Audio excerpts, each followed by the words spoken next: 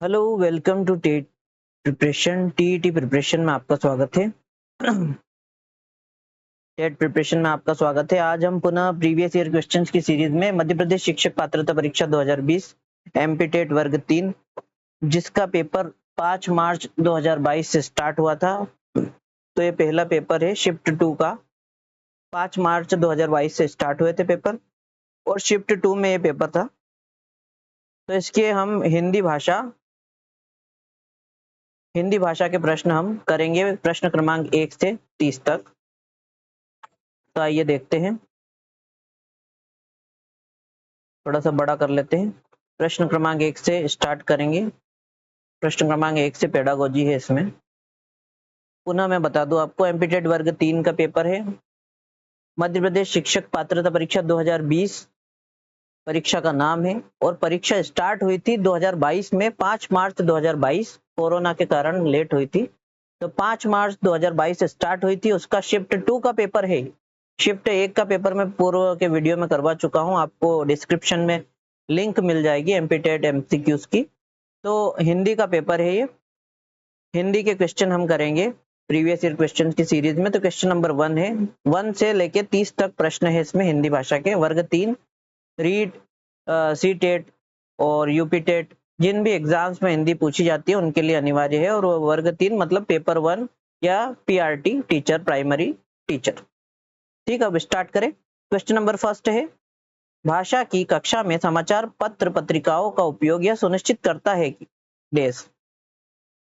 भाषा की कक्षा में जो समाचार पत्र पत्रिकाओं का उपयोग यह सुनिश्चित करता है कि, क्या सुनिश्चित करता है? पहला ऑप्शन है ये ए वाला है कि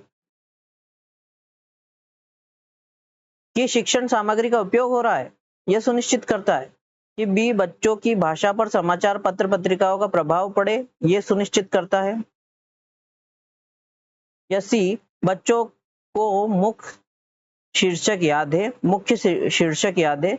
या डी, बच्चे प्रमाणित लेख, समाचार आदि पर अपनी प्रतिक्रिया देने की क्षमता रखते हो। तो भाषा की कक्षा में समाचार पत्र पत्रिकाओं का उपयोग यह सुनिश्चित करता है, समाचार पत्र पत्रिकाएं पढ़ी जा रही है, सुनी जा रही हैं, तो क्या सुनिश्चित करता है? शिक्षण सामग्री का उपयोग हो रहा है। समाचार पत्र पत्रिकाएं जो है वो हम टीएलएम के रूप में प्रयोग कर रहे हैं क्या?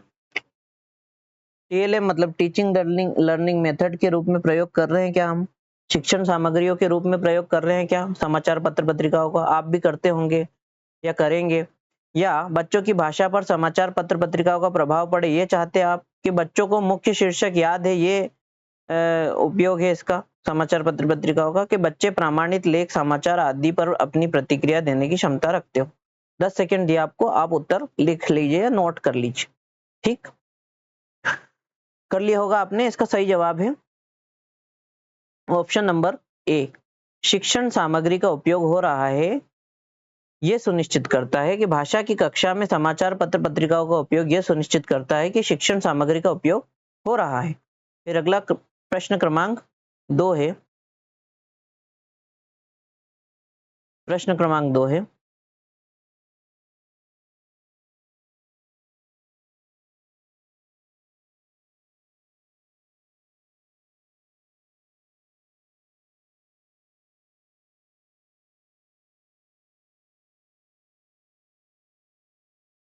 प्रश्न क्रमांक 2 है, देखिए पढ़िए।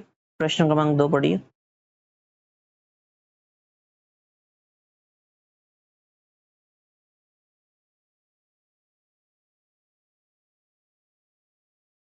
प्रश्न क्रमांक 2 के देखिए, पढ़ते हैं हम कि प्राइमरी कक्षाओं में पठन शिक्षण का उद्देश्य इनमें से क्या नहीं है। ये पेडागोजी शिक्षा शास्त्र से संबंधित प्रश्न है, हिंदी शिक्षा शास्त्र के प्रश्न है ये। प्रश्न क्रमांक 2 है, प्राइमरी कक्षाओं में पठन शिक्षण का उद्देश्य इनमें से क्या नहीं है। पढ़ाने का उद्देश्य क्या नहीं है, पढ़ने का उद्देश्य क्या नहीं है? पहला है ऑप्शन नंबर ए, विद्यार्थी पाठ्य पुस्तक अथवा उसके जोड़ की पाठ्य सामग्री को शुद्ध उच्चारण, उचित स्वराघात एवं बलाघात के साथ पढ़ सके, ये है। ये नहीं है क्या? या बी, कौन सा नहीं है? तो जो गलत है वही सही है, जो गलत वाला ढूंढना है। विद्यार्थी उपयुक्त गति से पढ़ सके, ये या सी प्रश्नों के उत्तर याद कर सके, रटवाने पे फोकस है, याद करवाने पे फोकस, या डी विद्यार्थी अपने स्तर की पुस्तकों के अध्ययन से मनोरंजन प्राप्त कर सके। तो 10 सेकंड दिया आपको, पहले आप उत्तर नोट कर लीजिए आपके हिसाब से, फिर आप अंत में अपना स्कोर आप कमेंट सेक्शन में लिखिएगा कि मेरे को 30 में से इतने आए। ठीक, 10 सेकंड दिया आपको, कर लीजिए नोट, और पुनः प्रश्न पढ़ना हो तो आपकी स्क्रीन पर प्रश्न भी है, पढ़ सकते हैं। तो देखिए, याद करने पे फोकस है, मतलब यही हमारा गलत उत्तर है, तो जो गलत है वही सही है। तो पठन शिक्षण का उद्देश्य इनमें से क्या नहीं है, तो प्रश्नों के उत्तर याद कर सके ये उद्देश्य नहीं है। अच्छे से पढ़ सके, उचित बलाघात स्वराघात से पढ़ सके, उपयुक्त गति से पढ़ सके, अपने स्तर की पुस्तकों का अध्ययन से मनोरंजन प्राप्त कर सके, ये सभी इसके उद्देश्य है पठन शिक्षण के। प्रश्न क्रमांक 3 देखिए, ये प्रश्न क्रमांक 3 है। निम्न में से संज्ञानात्मक संप्रति का न्यूनतम स्तर क्या है? संज्ञानात्मक मतलब कॉग्निटिव संप्रति का न्यूनतम स्तर, सबसे कम स्तर क्या है? ऑप्शन ए है अनुप्रयोग है, ऑप्शन बी है बोध है, ऑप्शन सी विश्लेषण है, ऑप्शन डी ज्ञान है। संज्ञानात्मक संप्रति हुई है आपको, उसका न्यूनतम स्तर क्या है बच्चे का? अब ये प्राइमरी लेवल के पेपर हैं, प्राइमरी टीचर के लिए एग्जाम हो रही है, तो आपको 6 से तो 11 साल या 12 साल तक के बच्चों का ध्यान रखना है। 6 से 11 साल या 12 साल तक के बच्चों को केंद्र में रखकर प्रश्न बुने गए हैं, प्रश्न डिजाइन हुए हैं, तो उसके हिसाब से उत्तर हमें देना है। प्रश्न क्रमांक 3 है, उत्तर आप सोच लीजिए, 10 सेकंड दिए आपको, उसके बाद आप उत्तर नोट कर लेना, तब तक हम डिस्कस करते हैं। तो निम्न में से संज्ञानात्मक कॉग्निटिव संप्रति का न्यूनतम स्तर क्या है? अनुप्रयोग, तो अनुप्रयोग कब करने को, प्रयोग कब करने लगेगा वो, बोध उसके बारे में सब ज्ञान हो जाना, विश्लेषण एनालिसिस करने लग जाएगा, या सबसे पहले ज्ञान होएगा? सबसे पहले ज्ञान होएगा उसे कि अच्छा ये ऐसा होता है, उसके बाद वो विश्लेषण करेगा, बोध करेगा, समझेगा, उसके बाद विश्लेषण करेगा, अनुप्रयोग करेगा। ठीक, प्रश्न क्रमांक 4 है, दिख रहा होगा आपको। प्रश्न क्रमांक 4, बहुसांस्कृतिक पृष्ठभूमि वाली कक्षा में भाषा शिक्षक को क्या करना चाहिए? बहुसांस्कृतिक पृष्ठभूमि मतलब अलग अलग संस्कृति की पृष्ठभूमि से आए हुए बच्चे हैं उनके पास, टीचर के पास, तो आपको क्या करना चाहिए? ऑप्शन ए, भाषा शिक्षक, जो भाषा आप सिखा रहे हैं, जो टारगेट लैंग्वेज है आपकी, मान लो आप इस केस में हिंदी सिखा रहे हैं, तो आपको क्या करना चाहिए? अलग अलग सांस्कृतिक पृष्ठभूमि वाली कक्षा है आपकी, अलग अलग सांस्कृतिक पृष्ठभूमि से बच्चे आए हैं आपके पास। पहला है ऑप्शन ए, मौखिक कौशलों पर बल देना चाहिए, ऑप्शन बी, अभिव्यक्तात्मक कौशल पर बल देना चाहिए, ऑप्शन सी, परस्पर बातचीत करने का अधिक से अधिक अवसर देना चाहिए, या ऑप्शन डी, बच्चों को मानक भाषा प्रयोग के लिए ही कहना चाहिए, ही आज्ञा है, केवल या ही कहना चाहिए।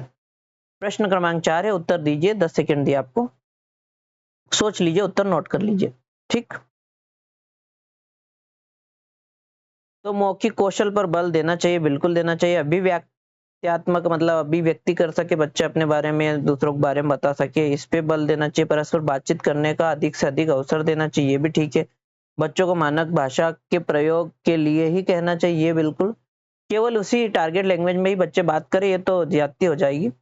बच्चे क्या है, वातावरण से सीखते हैं, तो परस्पर बातचीत करने से, कम्युनिकेशन से बच्चे जल्दी सीख जाते हैं। आपने देखा होगा, आपने भाषा कैसे सीखी है, तो आपकी माता ने आपको बचपन से फीड किया है, बुलाया है, बोलते बोलते, सुनते सुनते, बोलते बोलते आपको आ गई भाषा, सुनी आपने, फिर दोहराना कोशिश की, दोहराव के साथ आपको आ गई, ऐसे ही बातचीत करने से आ जाएगी। तो सी वाला सही हो जाएगा, परस्पर बातचीत करने का अधिक से अधिक अवसर देना चाहिए आपको बच्चों को। ठीक, अगला प्रश्न है प्रश्न क्रमांक 5, इसमें सच में अच्छे प्रश्न है पेडागोजी के। प्रश्न क्रमांक 5 है, भाषा शिक्षण के लिए आवश्यक है, क्या आवश्यक है कि भाषा शिक्षण के लिए आवश्यक है कि क्या आवश्यक है? ऑप्शन ए, शिक्षक बहुत सारी भाषाएं जानता हो, यह आवश्यक है भाषा शिक्षण के लिए, या बी, भाषा का व्याकरण अच्छी तरह याद हो, यह आवश्यक है, या सी, अलग अलग संदर्भों में भाषा प्रयोग के अवसर, यह आवश्यक है, या डी, शब्दार्थ के लिए शब्दकोश का प्रयोग, यह आवश्यक है। क्या आवश्यक है? 10 सेकंड दिया आपको, उत्तर दीजिए। प्रश्न क्रमांक 5 है, उत्तर दीजिए। तो भाषा शिक्षक बहुत सारी भाषाएं जानता हो, बहुत सारी नहीं, केवल एक भाषा जानता हो। आपने भाषा शिक्षक देखे हो, हिंदी के अलग होते हैं, इंग्लिश के अलग होते हैं, तो वो एक विषय में एक भाषा में निपुण हो सकते हैं, ने होने भी चाहिए। हालांकि बहुत सारे लोग हैं, बहुत सारे टीचर्स जो अलग अलग भाषाओं में निपुण होते हैं, लेकिन सिखाने में जरूरी नहीं है कि अलग अलग सभी भाषाएं याद हो उनको। फिर भाषा का व्याकरण अच्छी तरह याद हो, भाषा का व्याकरण याद होना चाहिए, लेकिन अच्छी तरह याद हो ये भी होना चाहिए। ठीक है, अलग अलग संदर्भों में भाषा के प्रयोग के अवसर होने चाहिए, बिल्कुल होने चाहिए। शब्दार्थ के लिए शब्दकोश का प्रयोग होना चाहिए, ये भी होना चाहिए। लेकिन सबसे ज्यादा उचित क्या लग रहा है इसमें से, तो अलग अलग संदर्भों में अलग अलग सिचुएशन में भाषा प्रयोग के अवसर हम उपलब्ध कराए बच्चों को भाषा शिक्षण के लिए, ये आवश्यक है। क्या आवश्यक है कि अलग अलग संदर्भ में, अलग अलग सिचुएशन में, विभिन्न प्रकार के अलग अलग सिचुएशन में बच्चा भाषा प्रयोग कर सके, ऐसा हम उसे भाषा शिक्षण दे। ठीक, प्रश्न क्रमांक 5 का उत्तर सी हो गया। अगला प्रश्न, अगला प्रश्न प्रश्न क्रमांक 6 है, नहीं है लिखा है। ठीक है, प्रश्न क्रमांक 6 यहां से पढ़ लेते हैं। किसी भाषा कक्षा में कहानी कथन की आवश्यकता के संदर्भ में कौन सा तर्क उचित नहीं है? किसी भाषा कक्षा में, भाषा शिक्षण की कक्षा है, में कहानी कथन कहा की आवश्यकता के संदर्भ में, कहानी कथन की आवश्यकता होती है भाषा की कक्षा में, कहानियों के माध्यम से आप पढ़ाएंगे, तो की आवश्यकता के संदर्भ में कौन सा तर्क तर्क दिया है वो उचित नहीं है, मतलब गलत वाला हमें ढूंढना है। ऑप्शन ए है सभी बच्चों को भाषा सुनने का परिवेश मिलता है। ऑप्शन बी सभी बच्चों को क्षमता को ध्यान में रखते हुए यह उचित नहीं है। ऑप्शन सी बच्चों को शब्द भंडार के विकास के अवसर प्राप्त होते हैं।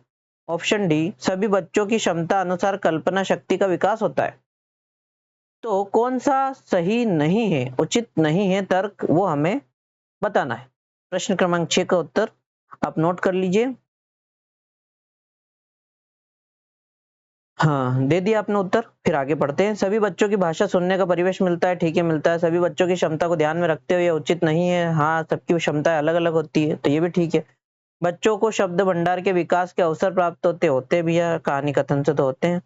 बच्चों की क्षमताएं अलग अलग होती है, तो ये भी बात सही है, सभी इंडिविजुअल डिफरेंसेस होते हैं बच्चों में। डी वाला है सभी बच्चों की क्षमता अनुसार कल्पना शक्ति का विकास होता है। अभी हमने दूसरे वाले में कहा कि सभी बच्चों की क्षमताओं को ध्यान में रखते हुए उचित नहीं है, मतलब उनकी क्षमताएं भिन्न भिन्न होती है, अलग अलग होती है, इंडिविजुअल डिफरेंसेस होते हैं। कोई बच्चा जल्दी सीखता है, कोई लेट सीखता है, कोई अलग तरीके से सीखता है, कोई कहानी कथन से नहीं सीखेगा और बातचीत से सीखेगा। तो सभी बच्चों की क्षमता अनुसार कल्पना शक्ति का विकास होता है, ये सही नहीं है। तो जो सही नहीं है वही सही है, ये तर्क उचित नहीं। अगला प्रश्न क्रमांक 6 के बाद प्रश्न क्रमांक 7 आता है, सकता लिखा है, ठीक दिख रहा होगा आपको। आइए पढ़ते हैं। वाइगोत्स्की के अनुसार, लेव वाइगोत्स्की नाम है इनका, के अनुसार सीखने को रिक्त स्थान से पृथक नहीं किया जा सकता है। अब ये कथन है वाइगोत्स्की का, अगर आपको याद होगा तो आप कर देंगे।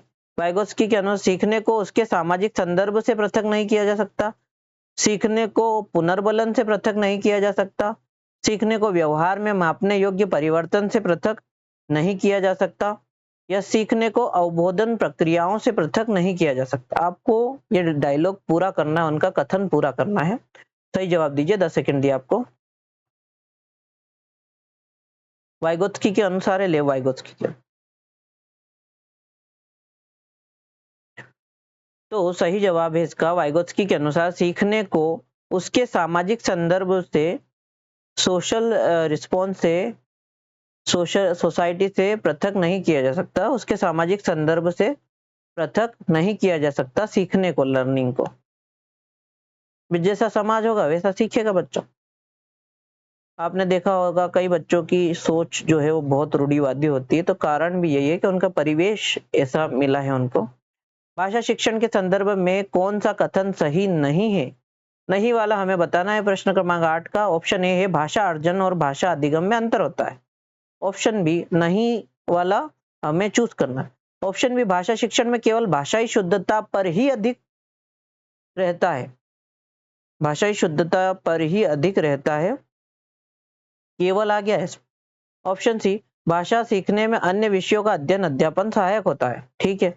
ऑप्शन डी, समृद्ध भाषा परिवेश भाषा अर्जित कराने में सहायक है, करने में सहायक होता है। तो जो सही नहीं है, जो कथन सही नहीं है, वो हमें चूज करना है। ये सही नहीं है, वो चूज करना है। 10 सेकंड दिया आपको, उत्तर दीजिए। तो मोस्ट ऑफ द टाइम जिस भी ऑप्शन में केवल शब्द, ओनली शब्द आ जाए, वो गलत ही होता है।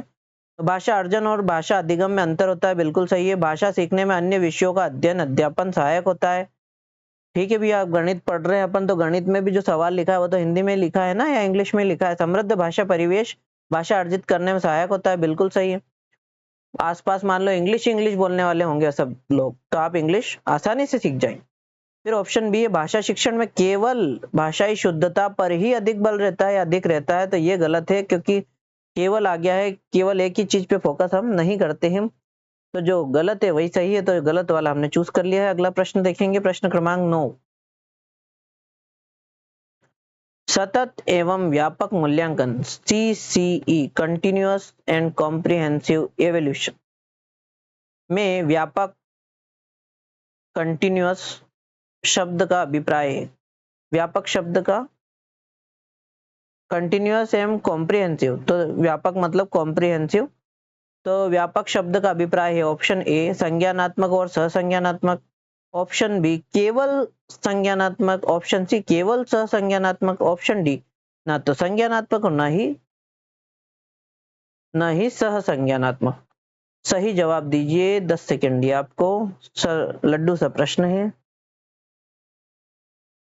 तो सीसी में क्या है, संज्ञानात्मक कॉग्निटिव और सहसंज्ञानात्मक दोनों पर का अभिप्राय है। व्यापक व्यापक का अर्थ है संज्ञानात्मक सहसंज्ञानात्मक सबको लेकर चले।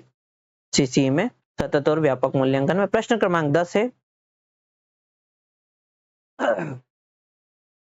कहानी कविता गीतों और नाटकों के माध्यम से बच्चे ऑप्शन ए केवल मूल्यों का अर्जन करते हैं, ऑप्शन बी अपनी सांस्कृतिक धरोहर से जुड़ते हैं, ऑप्शन सी केवल अपनी तर्क शक्ति का विकास करते हैं, ऑप्शन डी केवल मनोरंजन प्राप्त करते हैं। हलवा सा प्रश्न है, उत्तर बी बहुत सिंपल होगा। 10 सेकंड दिया आपको, उत्तर दीजिए।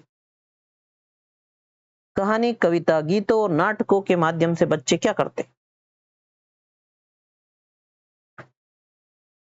तो जहाँ केवल केवल आ गया वो सही नहीं होगा, सही होगा अपनी सांस्कृतिक धरोहर से जुड़ते हैं। केवल मतलब किसी एक ही एस्पेक्ट पे, एक ही चीज पे फोकस कर रहे हैं, तो एक ही चीज पे फोकस नहीं करना है। सार्वभौमिक विकास, सर्वांगीण विकास को ध्यान में रखकर हमें उत्तर देना है। तो अपनी सांस्कृतिक धरोहर से जुड़ते बच्चे। ठीक, अगला प्रश्न क्रमांक 11, भाषा सीखने के लिए कौन सा साधन सबसे उपयुक्त माना जाता है? ऑप्शन ए बोलना, ऑप्शन बी पढ़ना, ऑप्शन सी सुनना, ऑप्शन डी अनुकरण करना, इमिटेशन करना, अनुकरण करना। सही जवाब दीजिए, 10 सेकंड दिया। सिंपल से प्रश्न है ये। भाषा सीखने के लिए कौन सा साधन सबसे उपयुक्त है? तो अनुकरण करना, इमिटेशन करना, ये सबसे ज्यादा उपयुक्त है। कोई बोल रहा है और आप दोहराव कर रहे हैं, अनुग्रहण कर रहे हैं, सीख रहे हैं उससे कि उसने उसको क्या बोला, उसको कूलर बोला, कूलर बोला, तो आप भी कूलर बोलने की कोशिश करेंगे।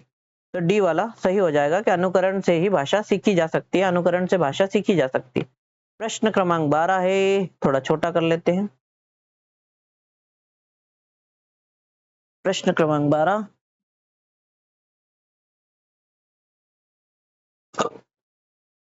आगे रिक्त स्थान है। ठीक है, प्रश्न क्रमांक 12 नहीं में लिखा है। ठीक, आइए पढ़ते हैं। हमारे अनुभवों को आकार देने में भाषा की महत्वपूर्ण भूमिका होती है। प्रश्न क्रमांक 12 है, भाषा की महत्वपूर्ण भूमिका होती है।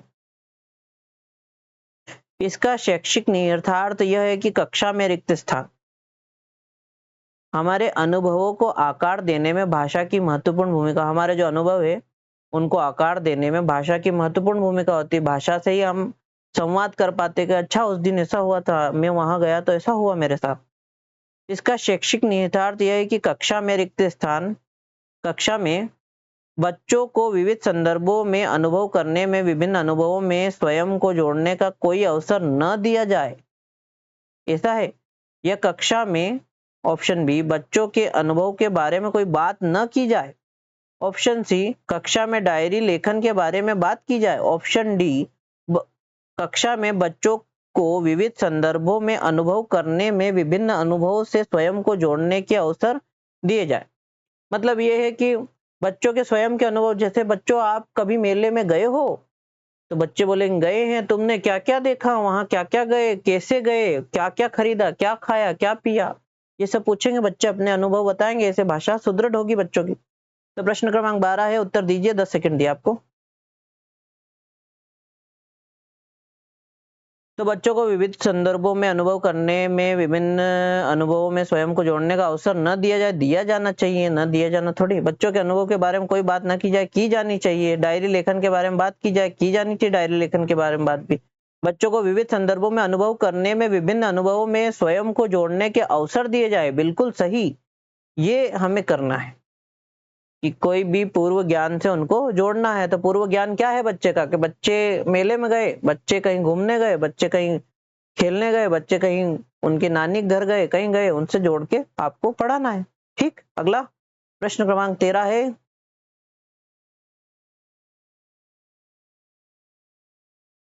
प्रश्न क्रमांक 13 ठीक दिखेगा आपको। संगीता 8वीं कक्षा में हिंदी भाषा पढ़ाती है। संगीता टीचर है, 8वीं कक्षा में हिंदी भाषा पढ़ाती है वे। कविता भाव के बारे में बातचीत करते समय आप उन्हें किसके प्रति सचेत रहने की सलाह देंगे? कविता के भाव के बारे में बातचीत कर रही है वो, उस समय आप किसके प्रति सचेत रहने की सलाह देंगे उन्हें? ऑप्शन ए कविता का एक निश्चित भाव अर्थ नहीं हो सकता, इस बारे में आप सलाह देंगे सचेत रहने की। ऑप्शन बी व्याकरण पर विशेष जोर दिया जाए। ऑप्शन सी कविता का कोई निश्चित भाव नहीं होता, ऐसा है क्या? ऑप्शन डी कविता की भाषा पर विशेष बल दिया जाए। सही जवाब दीजिए, 10 सेकंड दिया आपको कि आप संगीता टीचर को कक्षा 8वीं में पढ़ा रही हूँ, 8वीं के बच्चे हैं, हिंदी भाषा पढ़ा रही हूँ, तो कविता का भाव के बारे में बातचीत करते समय आप उन्हें किसके प्रति सचेत रहने की सलाह देंगे? कविता का भाव क्या है? मान लो वीर रस की कविता है, रौद्र रस की कविता है, या वात्सल्य रस की कविता है, तो आप क्या सलाह देंगे उन्हें? किसके प्रति सचेत रहने की सलाह देंगे? 10 सेकंड दिए आपको, आप उत्तर दीजिए।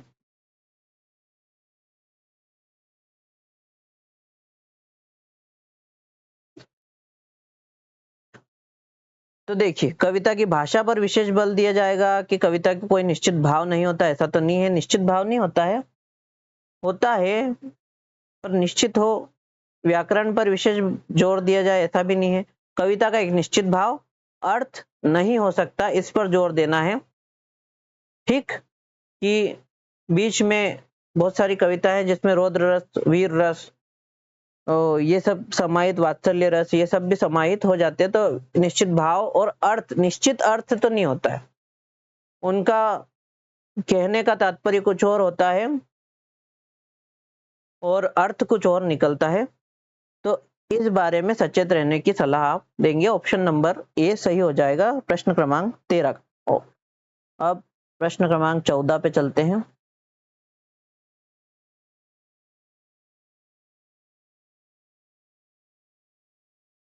प्रश्न क्रमांक 14 है, पत्र पत्रिकाएं भाषा सीखने में, ऑप्शन ए बड़ों के पढ़ने की वस्तु है, ऑप्शन बी पत्र पत्रिकाएं भाषा सीखने में, ऑप्शन बी साधक है, पत्र पत्रिकाएं भाषा सीखने में बाधक है, पत्र पत्रिकाएं भाषा सीखने में त्रुटियों को बढ़ावा देती है, बाधक है, साधक है, बड़ों के पढ़ने की वस्तु है। हलवा प्रश्न है, उत्तर दीजिए, 10 सेकंड दिए आपको।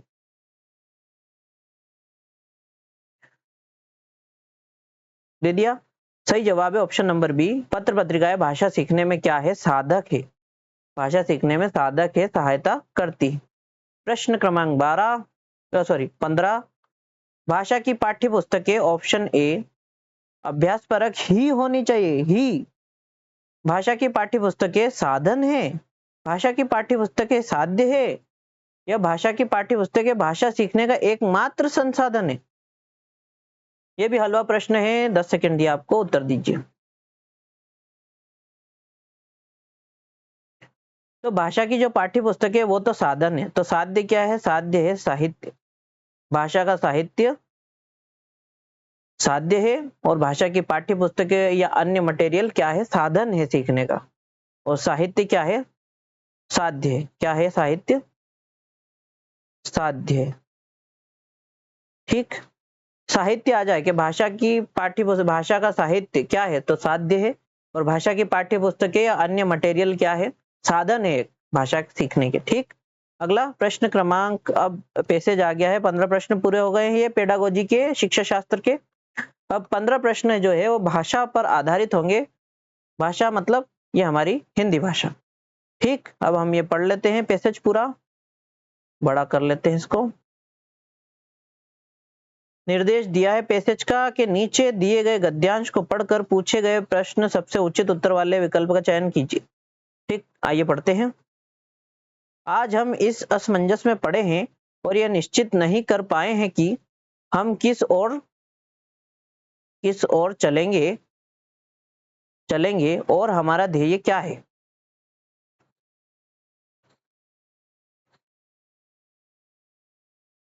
स्वभावतः ऐसी अवस्था में हमारे पैर लड़खड़ाते हैं। हमारे हमारे विचार में भारत के लिए और सारे संसार,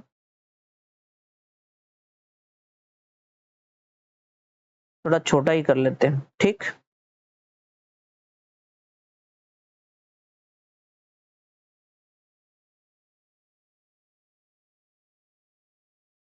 सारे संसार के लिए सुख और शांति का एक ही रास्ता है, और वह है अहिंसा और आत्मवाद का। अपनी दुर्बलता के कारण हम उसे ग्रहण न कर सके, पर उसके सिद्धांत को तो हमें स्वीकार कर ही लेना चाहिए, और उसके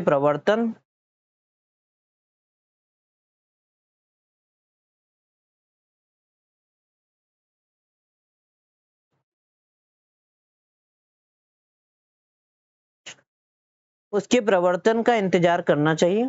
चलिए फिर से मैं पढ़ देता हूँ। आज हम इस असमंजस में पड़े हैं और यह निश्चित नहीं कर पाए हैं कि हम किस ओर चलेंगे और हमारा ध्येय क्या है। स्वभावतः ऐसी अवस्था में हमारे पैर लड़खड़ाते हैं। हमारे विचार में भारत के लिए और सारे संसार के लिए सुख और शांति का एक ही रास्ता है, वह है अहिंसा और आत्मवाद का। अपनी दुर्बलता के कारण हम उसे ग्रहण न कर सके, पर उसके सिद्धांत को तो हमें स्वीकार कर ही लेना चाहिए, और उसके प्रवर्तन का इंतजार करना चाहिए। यदि हम सिद्धांत ही न मानेंगे तो उसके प्रवर्तन की आशा कैसे की जा सकती है। जहां तक मैंने महात्मा गांधी जी के सिद्धांत को समझा है, वह इसी आत्मवाद और अहिंसा के, जिसे वे सत्य भी कहा करते थे, मानने वाले और प्रवर्तक थे। महात्मा गांधी के बारे में बात हो रही है। उसे ही कुछ लोग आज गांधीवाद नाम भी दे रहे हैं। यद्यपि महात्मा गांधी ने बार बार कहा था कि वे किसी नए सिद्धांत या वाद के प्रवर्तक नहीं है, और उन्होंने अपने जीवन में प्राचीन सिद्धांतों को अमल कर दिखाने का यत्न किया। विचार कर देखा जाए तो जितने सिद्धांत अन्य देशों, अन्य अन्य काल और स्थितियों में भिन्न भिन्न नामों और धर्मों में प्रचलित हुए हैं, सभी अंतिम और मार्मिक अन्वेषण के बाद इसी तत्व अथवा सिद्धांत में समाविष्ट पाए जाते हैं। केवल भौतिकवाद इनसे अलग है। हमें असमंजस की स्थिति से बाहर निकलकर निश्चय कर लेना है कि हम अहिंसावादी, आत्मवाद और गांधीवाद के अनुयायी और समर्थक है, न कि भौतिकवाद के। प्रेय और श्रेय में हमें श्रेय को चुनना है। श्रेय ही हितकर है, भले ही वह कठिन और श्रम साध्य हो। इसके विपरीत प्रेय आरंभ में भले ही आकर्षक दिखाई दे, उसका अंतिम परिणाम अहितकर होता है। ठीक है, ये अहिंसा के बारे में और इत्यादि के बारे में बता रहे हैं इस पैसेज में। अगर कुछ दिक्कत होगी तो हम पुनः पैसेज की ओर चलेंगे, पैसेज पूरा पढ़ लेंगे। तो प्रश्न क्रमांक 16 से स्टार्ट करेंगे। निम्नलिखित में से उपयुक्त गद्यांश के उचित शीर्षक का चयन कीजिए। शीर्षक आपको चूज करना है। शीर्षक मतलब टाइटल चूज करना है। ऑप्शन ए श्रेय व प्रेय एवं प्रिय, ऑप्शन बी स्वभावतः असमंजस, ऑप्शन सी भौतिकवाद, ऑप्शन डी आत्मवाद। ठीक, पैसेज आप पुनः पढ़ लेंगे और उसके बाद उत्तर देने का प्रयास करेंगे। ठीक,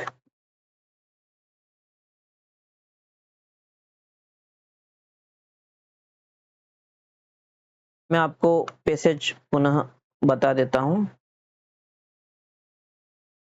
ठीक, ये पैसेज है, ये प्रश्न है, उत्तर दीजिए, 10 सेकंड दिया आप। टाइटल क्या देंगे आप? तो देखिए, स्वभावतः असमंजस के बारे में एक बार बात हुई, भौतिकवाद के बारे में बात भी हुई, आत्मवाद के बारे में बात हुई, और श्रेय और प्रेय के बारे में ज्यादा बातें हुई है। देखिए, प्रेम, प्रेय और श्रेय में हमें श्रेय को चुनना है। श्रेय ही हितकर है, भले ही वह कठिन व श्रम साध्य है। इसके विपरीत प्रेय आरंभ में भले ही आकर्षक और दिखाई देता है, उसका अंतिम परिणाम अहितकर होता है। तो श्रेय और प्रेय शीर्षक हो जाएगा इसका। अगला प्रश्न देखते हैं। पुनः यही जो ये ऑनलाइन परीक्षा हुई थी, तो उसमें हर पेज पे ये पैसेज दिया था, तो पैसेज वही है। ठीक, प्रश्न के उत्तर आपको देना है। तो मैं बड़ा कर देता हूं इसको। प्रश्न क्रमांक 17 है, दिख रहा होगा आपको।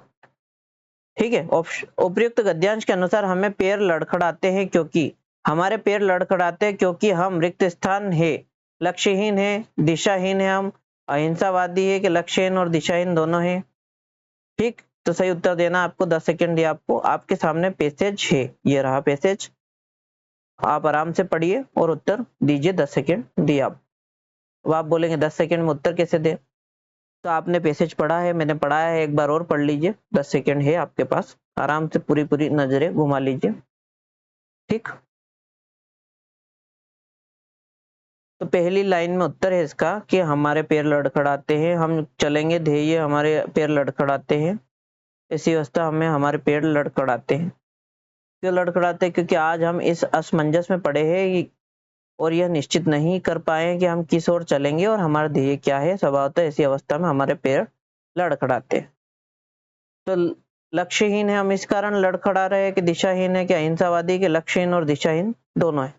तो जो दो ऑप्शन का समावेश है, यही सही हो जाएगा कि हम लक्ष्यहीन भी है और दिशाहीन भी है, इसीलिए हमारे पैर लड़खड़ा रहे हैं। प्रश्न क्रमांक 17 का उत्तर डी हो जाएगा। फिर अगला प्रश्न क्रमांक 18, पूर्णतः व्याकरण से संबंधित है ये। आइए पढ़ते हैं। प्रश्न क्रमांक 18, निम्नलिखित में से सत सही में कौन सा समास?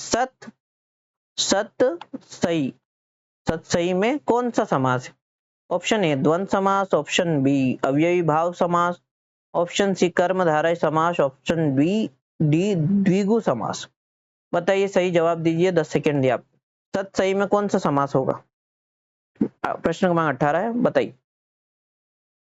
द्वंद्व में क्या होते हैं? दोनों जो पद होते हैं वो दोनों समान वैल्यू रखते हैं, मतलब दोनों का पलड़ा समान होता है, जैसे माता पिता और दिन रात। ऐसे अव्ययी भाव समास में उपसर्ग वगैरह होंगे, कर्मधारय में भी विशेषण विशेष्य होंगे, और द्विगु समास लग रहा है ये सत सही। तो द्विगु समास है, ऑप्शन नंबर डी सही जवाब हो जाएगा। ठीक, अगला प्रश्न देखेंगे।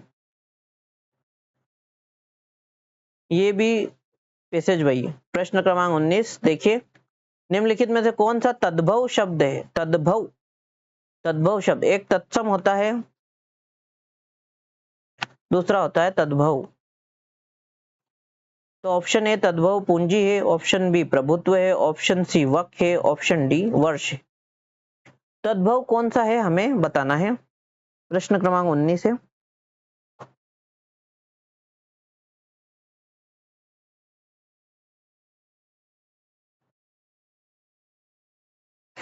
प्रश्न क्रमांक 19 सही जवाब दीजिए। 10 सेकेंड दिया आप।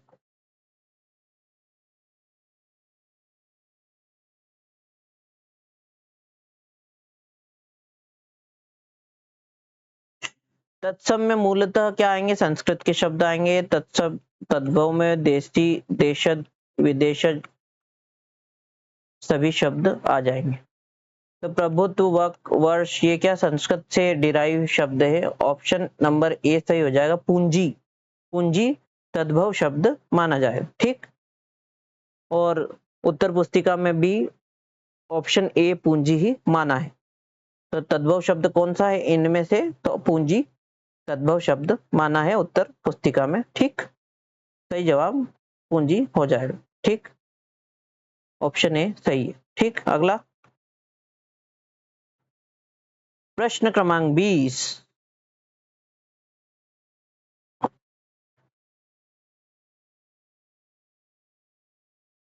प्रश्न क्रमांक 20 है, उपयुक्त गद्यांश के अनुसार विश्व में सुख, समृद्धि और शांति रिक्त स्थान द्वारा स्थापित हो सकती है। विश्व में सुख, समृद्धि और शांति रिक्त स्थान द्वारा स्थापित हो सकती है।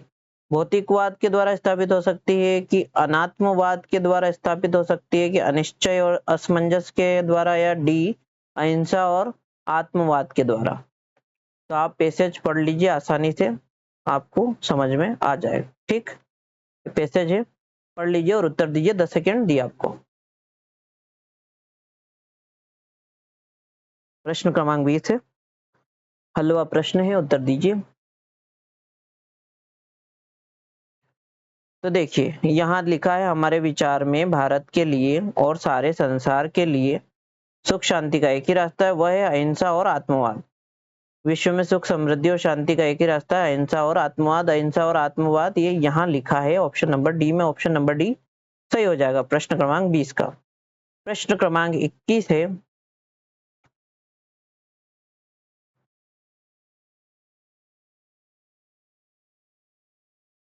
उपयुक्त गद्यांश के अनुसार भौतिकवाद से अभिप्राय उस सिद्धांत से है जिसमें रिक्त स्थान प्राधान्य होता है। ऑप्शन ए सांसारिक सुख साधनों का प्राधान्य होता है। ऑप्शन बी मनुष्य की अपनी दुर्बलता का प्राधान्य होता है भौतिकवाद में। ऑप्शन सी सांसारिक आत्मशक्ति का प्राधान्य होता है। ऑप्शन डी प्राचीन सिद्धांतों का प्राधान्य होता है। भौतिकवाद में क्या प्राधान्य होता है, क्या मुख्य रूप से होता है, ये हमें बताना है। 10 सेकेंड दिया आपको।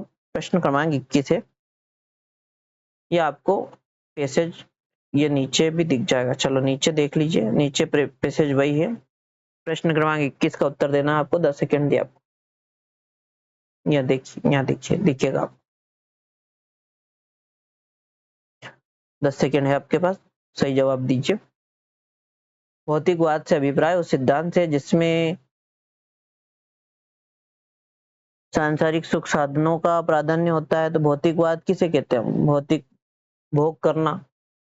भोग किसका करेंगे? तो सांसारिक सुख साधनों का भोग करेंगे।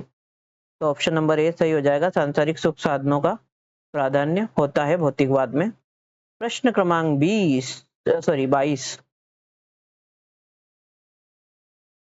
22 है, उपयुक्त गद्यांश के अनुसार अहिंसा और सत्य के मार्ग में सबसे बड़ी बाधा निम्न में से कौन सी? ऑप्शन ए मनुष्य की अपनी दुर्बलता। ऑप्शन बी अहिंसा और अहिंसा। ऑप्शन सी भौतिकवाद एवं गांधीवाद। ऑप्शन डी युद्ध और शांति। क्या है अहिंसा और सत्य के मार्ग में सबसे बड़ी बाधा? तो आपको पैसेज पढ़ लेना है, पैसेज को ध्यान में रखना है, उसके हिसाब से उत्तर देना है। दीजिए 10 सेकंड दिए आपको। सॉरी।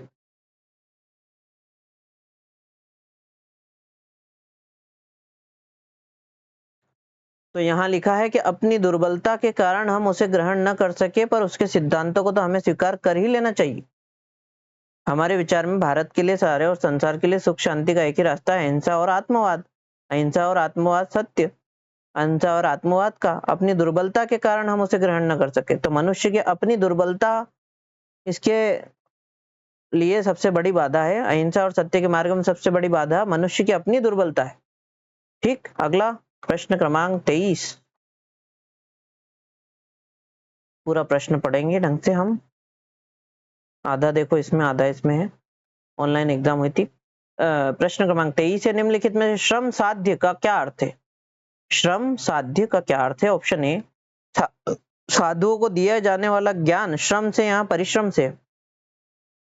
ऑप्शन बी जो सहज में या बिना परिश्रम न सध सके, जो सहज में या बिना परिश्रम न सध सके वो श्रम साध्य है। या सी जो बहुत ही सरलता पूर्वक पूर्ण हो जाए। या डी जिसके लिए कड़ी मेहनत न करनी पड़े। श्रम साध्य से क्या आशय है? सही उत्तर दीजिए। 10 सेकेंड दिया।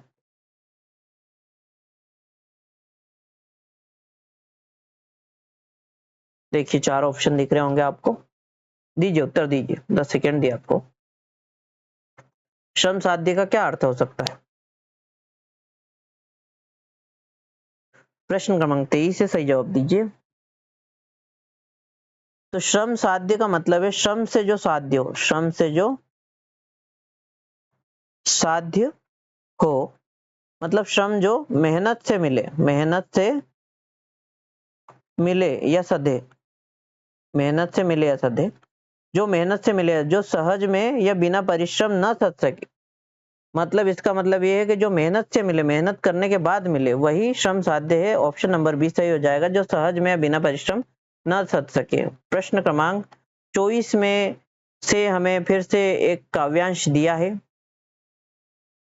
काव्यांश मतलब एक कविता है, कविता को हम पढ़ेंगे।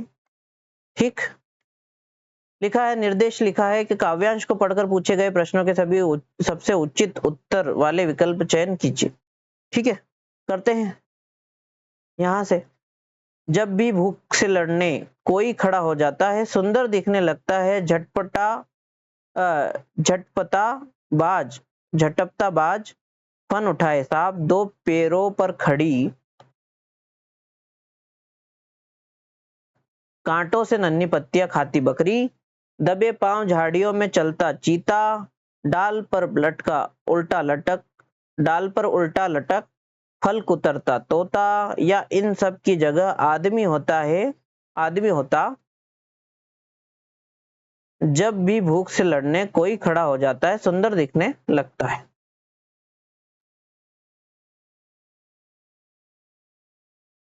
चलिए अब पूरी कविता पुनः पढ़ लेते हैं। जब भी भूख से लड़ने कोई खड़ा हो जाता है, सुंदर दिखने लगता है, झटपटा बाज, झटपटा बाज, फन उठाए साहब, दो पैरों पर खड़ी, कांटों से नन्ही पत्तियां खाती बकरी, दबे पांव झाड़ियों में चलता चीता, डाल पर उल्टा लटक, फल कुतरता तोता, या इन सब की जगह आदमी होता, जब भी भूख से लड़ने कोई खड़ा हो जाता है, सुंदर दिखने लगता है। कविता की पंक्तियां हैं, इसके इस पर आधारित प्रश्न दिए हैं। प्रश्न क्रमांक 24, उपर्युक्त कविता से क्या प्रेरणा मिलती है? ऑप्शन ए, भूख शांत करने के लिए संघर्ष करने की प्रेरणा मिलती है। ऑप्शन बी, भूख शांत करने के लिए चोरी करने की प्रेरणा मिलती है। ऑप्शन सी, मनुष्य को कभी भी भूखा नहीं रहना चाहिए, क्यों चाहे कुछ भी करना पड़े। या ऑप्शन डी, अत्यधिक समय तक भूख बर्दाश्त करना। क्या सीख मिलती है आपको? ये पैसेज आपको दिख रहा होगा, पैसेज दिख रहा है आपको, और प्रश्न भी दिख रहा है। ठीक ठीक, बताइए, उत्तर दीजिए, 10 सेकंड दिए आपको। प्रश्न क्रमांक 24 से उत्तर दीजिए। तो क्या भूख शांत करने के लिए चोरी करने की प्रेरणा दे रहा है कि मनुष्य को कभी भी भूखा नहीं रहना चाहिए, चाहे कुछ भी करना पड़े, चाहे कोई का कुछ भी कर दो, आप कोई का अहित कर दो, या अत्यधिक समय तक भूख बर्दाश्त करना चाहिए, या भूख शांत करने के लिए संघर्ष करने की प्रेरणा दे रहा है? ये तो बिल्कुल संघर्ष करने की प्रेरणा दे रहा है कि संघर्ष करो, उसके बाद आप सफलता प्राप्त करेंगे, और जो सुख की रोटी मिलेगी, संघर्ष के बाद सुख की रोटी खाना उचित होता है, और सुख की रोटी ही मिलेगी। निम्नलिखित प्रश्न क्रमांक 25 है, निम्नलिखित में से झटपटे बाज, झटपटे, झटपटे बाज और फन उठाए सांप में कवि का सौंदर्य क्यों नजर आता है? झटपटे बाज और फन उठाए सांप में कवि को सौंदर्य क्यों नजर आता है? कवि ने इनका वर्णन क्यों किया है कि झटपटा बाज अपने शिकार को झटप रहा है, और फन उठाए सांप, सांप फन उठाकर अपने शिकार को ढूंढ रहा है या शिकार कर रहा है। तो कवि को सौंदर्य क्यों नजर आ रहा है इसमें? ऑप्शन ए, क्योंकि दोनों पेट भरने के लिए ऐसा कर रहे हैं। ऑप्शन बी, दोनों तेज गति से भागते इसलिए। ऑप्शन सी, दोनों ही बहुत खतरनाक है। या ऑप्शन डी, दोनों की बहुत खतरनाक होते हैं। दोनों ही बहुत खतरनाक होते, की जगह ही होना चाहिए था। दोनों की बहुत सुंदर लगते, दोनों ही बहुत सुंदर लगते ही होना चाहिए था। तो आपके हिसाब से क्या उत्तर हो सकता है इसका? सही जवाब दीजिए, 10 सेकंड दिया आपको। उन्होंने भूख के बारे में वर्णन किया है, तो भूख से ही संबंधित होगा। सही जवाब दीजिए, 10 सेकंड दिया आपको। क्वेश्चन नंबर 25, तो निम्नलिखित में से झटपटे बाज और फन उठाए सांप में कवि का सौंदर्य क्यों नजर आता है? क्योंकि दोनों पेट भरने के लिए ऐसा कर रहे हैं। और कवि की कविता किस पर टारगेट कर रही है? तो भूख पर कर रही है, संघर्ष पर कर रही है। भूख के लिए संघर्ष करना पड़ता है, भूख पेट भरने के लिए आपको संघर्ष करना पड़ेगा। तो वो जो बाज है जो झटप रहा है अपने शिकार को, या सांप है जो फन उठाए खड़ा है, तो ये सब क्या अपने शिकार के लिए, पेट भरने के लिए ऐसा कर रहे हैं। ठीक, अगला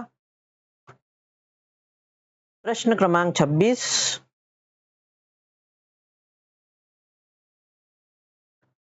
प्रश्न क्रमांक 26, उपयुक्त पंक्तियों में कवि ने विभिन्न पशु पक्षियों को किस मुद्रा में दिखाया है? ऑप्शन ए संघर्ष की मुद्रा में दिखाया, ऑप्शन बी वीरता की मुद्रा में, ऑप्शन सी सुंदरता की मुद्रा में दिखाया, ऑप्शन डी मानवता की मुद्रा में दिखाया।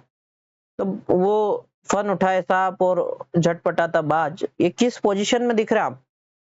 सही जवाब दीजिए, 10 सेकंड दिया आपको। 26 नंबर का प्रश्न है।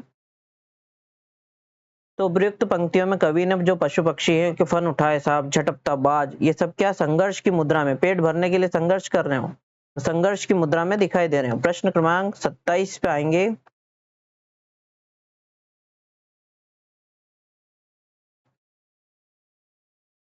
उपयुक्त पद्यांश का उचित शीर्षक बताइए। शीर्षक हमें बताना, ऑप्शन ए सुंदरता है, ऑप्शन बी भूख और संघर्ष है, ऑप्शन सी नदियों का सौंदर्य है, या ऑप्शन डी देश के वीर प्रेमी। देश की वीर प्रेमी है, प्रिंटिंग मिस्टेक है, देश के वीर प्रेमी क्या हो सकता है इसका उचित शीर्षक? बताइए, सही जवाब दीजिए। एक बार आप पुनः ये काव्यांश पढ़ लीजिए भले, दिख रहा होगा आपको। ठीक, दिख रहा है। उचित शीर्षक हमें बताना है, टाइटल हमें बताना है, बताइए। प्रश्न क्रमांक 27 है, पढ़ लीजिए। जब भी भूख से लड़ने कोई खड़ा हो जाता है, सुंदर दिखने लगता है, झटपटा बाज, फन उठाए साहब, दो पैरों पर खड़ी, कांटों से नन्ही पत्तियों खाती बकरी, दबे पांव पहियों से झाड़ियों में चलता चीता, जहाँ डाल पर उल्टा लटक फल कुतरता तोता, या इन सब की जगह आदमी होता, जब भी भूख से लड़ने कोई खड़ा हो जाता है, सुंदर दिखने लगता है। 27 नंबर का प्रश्न है, सही जवाब दीजिए, 10 सेकंड दिया आपको। तो उचित शीर्षक क्या हो जाएगा इसका? कि भूख और संघर्ष, ये हो जाएगा उचित शीर्षक इसका, प्रश्न क्रमांक 27 का, कि भूख और संघर्ष ये उचित शीर्षक हो जाएगा, क्योंकि भूख और संघर्ष के बारे में कवि ने इसमें चर्चा की है। प्रश्न क्रमांक 28 है, दी गई विभक्ति हे, अरे, ओ निम्नलिखित में से किस कारक की है? ऑप्शन ए संबोधन कारक की, ऑप्शन बी संबंध कारक की, ऑप्शन सी अधिकरण कारक की, ऑप्शन डी संप्रदान कारक की। ये वो वाली कर्ता ने कर्म को करण से, संप्रदान को के लिए, अपादान से अलग होना, संबंध का की किरारी है, और संप्रदान अधिकरण में पर संप्रदान है रे अरे। प्रश्न क्रमांक 28 से सही जवाब दीजिए, 10 सेकंड दिए आपको। कर्ता ने कर्म को करण से, संप्रदान को के लिए, अपादान से अलग होना, संबंध का की किरारी रे, अधिकरण में पर संबोधन है रे अरे। तो हे रे अरे संबोधन कारक में आएंगे, ऑप्शन नंबर ए में सही जवाब हो जाएगा इसका, ऑप्शन नंबर ए। ठीक, अगला प्रश्न 29 नंबर का प्रश्न है, लास्ट प्रश्न, सेकंड लास्ट प्रश्न है। आइए करते हैं क्वेश्चन नंबर 29। निम्नलिखित में से वर्षा का पर्यायवाची शब्द बताना है। पर्यायवाची मतलब सिनोनिम्स, पर्यायवाची वर्षा का, रेन का। ऑप्शन ए पाहन, ऑप्शन बी पाषण, ऑप्शन सी पावस, ऑप्शन डी प्रस्तर। सही जवाब दीजिए, 10 सेकंड दिया आपको। पर्यायवाची भी आपको याद होना चाहिए। 29 नंबर का प्रश्न है, सही जवाब दीजिए। तो देखिए, पाहन, पाषण और प्रस्तर ये सभी किसके हैं? पत्थर के। काय के हैं? पत्थर के। तो पावस हो जाएगा इसका, वर्षा का है पावस, वर्षा का क्या है पर्यायवाची? पावस। ठीक, अगला प्रश्न। ये प्रश्न ऐसे हैं पर्यायवाची जो आपको याद है तो आप कर पाएंगे, नहीं याद है तो नहीं कर पाएंगे। और खुशखबरी की बात यह है कि मध्य प्रदेश शिक्षक पात्रता परीक्षा पुनः आयोजित होने वाली है। नोटिफिकेशन आ गया है, मैंने कम्युनिटी टैब में डाला है, आप पढ़ सकते हैं। ठीक है, प्रश्न क्रमांक 30 पढ़ेंगे। चयन कीजिए लिखा है, ठीक है, आखिरी में।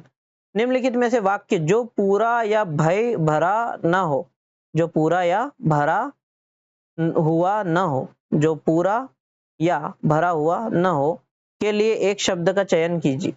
ऑप्शन ए अभिजात, ऑप्शन बी अपूर्ण, ऑप्शन सी अभ्यंतर, ऑप्शन डी अवैतनिक। अवैतनिक लास्ट प्रश्न है ये। प्रश्न क्रमांक 30 है, सही जवाब दीजिए। 10 सेकंड दिए आपको। तो जो पूर्ण नहीं है, जो पूर्ण या भरा हुआ नहीं है, तो पूर्ण का उल्टा क्या हो जाएगा? अपूर्ण। तो अपूर्ण है, ऑप्शन नंबर बी सही जवाब हो जाएगा। ये हमने आज 30 प्रश्न कर लिए हैं। एम्पिटेट किसके थे ये? तो ये एम्पिटेट वर्ग 3 के मध्य प्रदेश शिक्षक पात्रता परीक्षा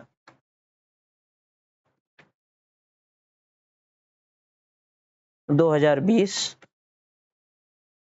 जो कि 2022 में स्टार्ट हुई थी। तो 5 मार्च 2022 का शिफ्ट 2 का पेपर था। ये शिफ्ट 2 का पेपर था जिसका हिंदी पोर्शन हमने किया है। आने वाले वीडियो में हम इसी के 5 मार्च 2022 का शिफ्ट 2 के पेपर के जो भी अन्य पोर्शन है, जैसे मैथ्स हो गया, ईवीएस हो गया, सीडीपी हो गया, इन सब पर हम चर्चा करेंगे। तो और बाकी प्लेलिस्ट मैंने बना ली है, इसकी डिस्क्रिप्शन में आपको लिंक मिल जाएगा। तब तक के लिए आप लाइक शेयर सब्सक्राइब कर देना। चैनल ग्रोथ के लिए आपका सब्सक्राइब करना अति आवश्यक है। आप सब्सक्राइब कीजिए, बेल आइकन पर क्लिक कीजिए, ऑल पर सेट कीजिए, ताकि आने वाले सभी वीडियोस की नोटिफिकेशन आपको मिल सके। मध्य प्रदेश शिक्षक पात्रता परीक्षा पुनः आयोजित होने वाली है, उसका नोटिफिकेशन मैंने कम्युनिटी टैब में डाला है, आप वहां भी देख लीजिए। और डिस्क्रिप्शन जरूर चेक कर लेना, उसमें प्लेलिस्ट है आपकी, एमपीटेट की भी है, सीटेट की भी है। तब तक के लिए धन्यवाद। जय हिंद, जय भारत, वंदे मातरम। कल मिलते हैं, धन्यवाद।